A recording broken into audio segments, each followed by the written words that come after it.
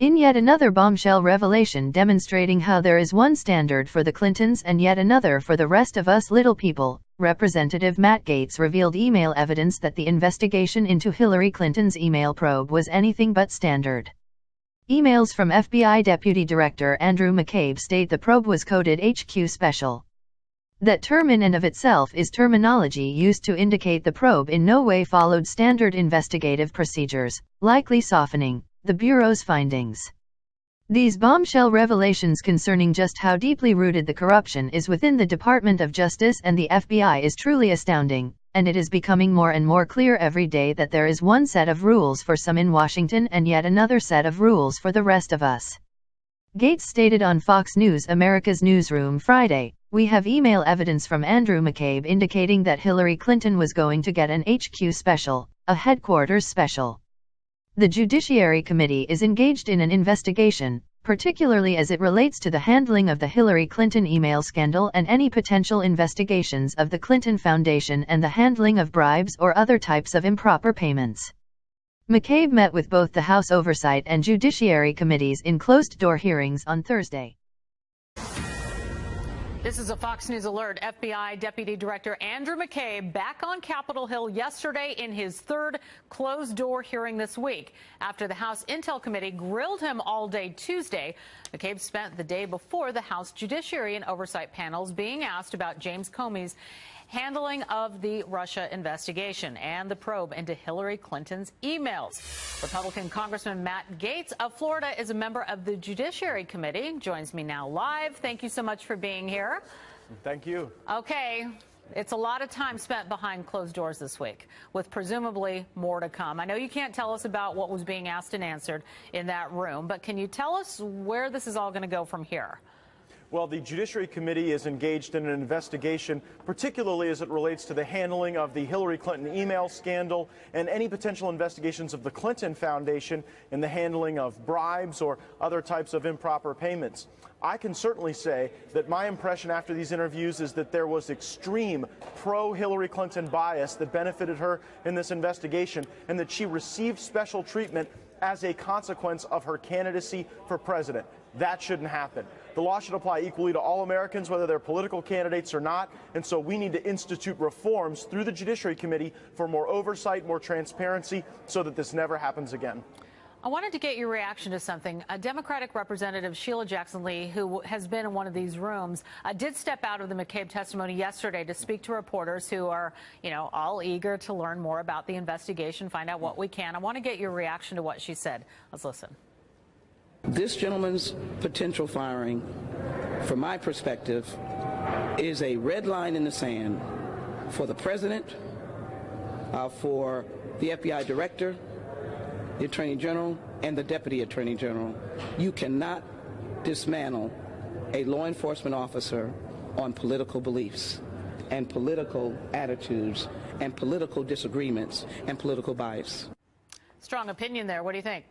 Well, no one's going to accuse Ms. Jackson Lee of being a moderate. I mean, she's a hyper-partisan Democrat, and she's making the same statements she's consistently made, whether the facts support them or not. Our view is that we need to find out whether or not the procedures were departed from. And we have email evidence from Andrew McCabe indicating that Hillary Clinton was going to get a HQ special, a headquarters special. That meant that the normal processes at the Washington field office weren't followed, and he had a very small group of people that had a pro-Hillary Clinton bias who had a direct role in changing the outcome of that investigation from one that likely should have been criminal to one where she was able to walk. And so I think that we've got to ensure that that never happens again, that the same processes that would apply to any American would also apply to people who are running for president of the United States.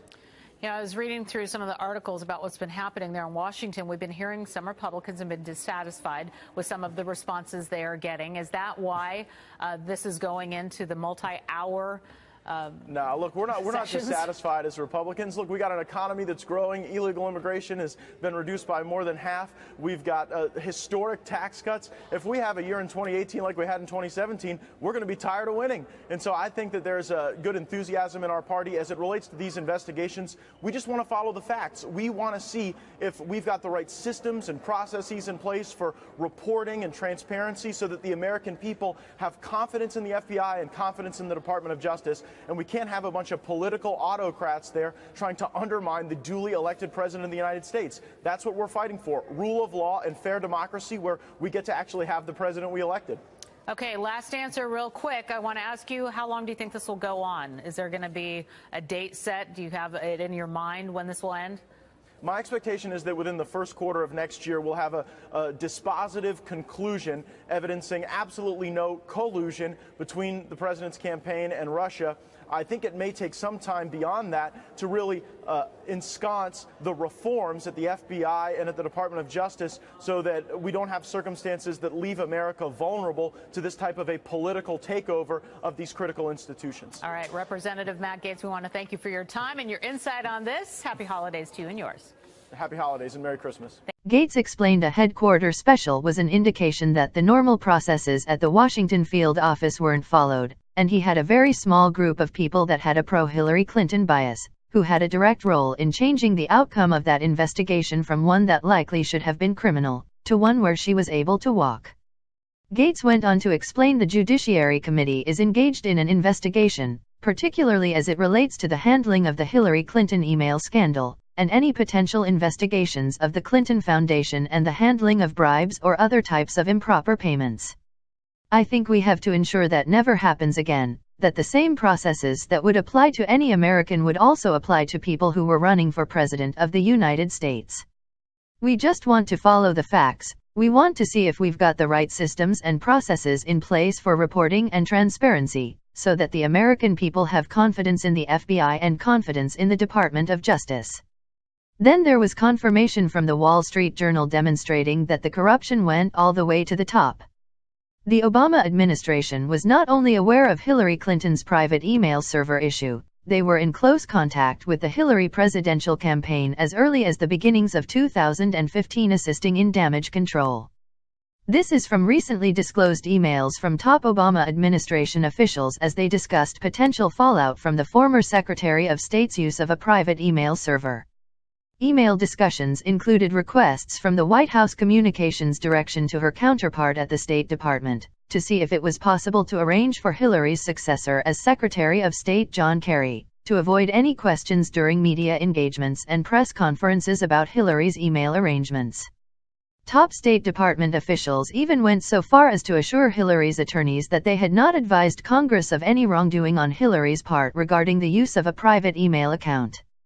These previously unreported emails were obtained as part of a Freedom of Information Act lawsuit from Judicial Watch seeking records from Hillary's tenure as Secretary of State. The Republican National Committee only released a portion of the emails to the Wall Street Journal.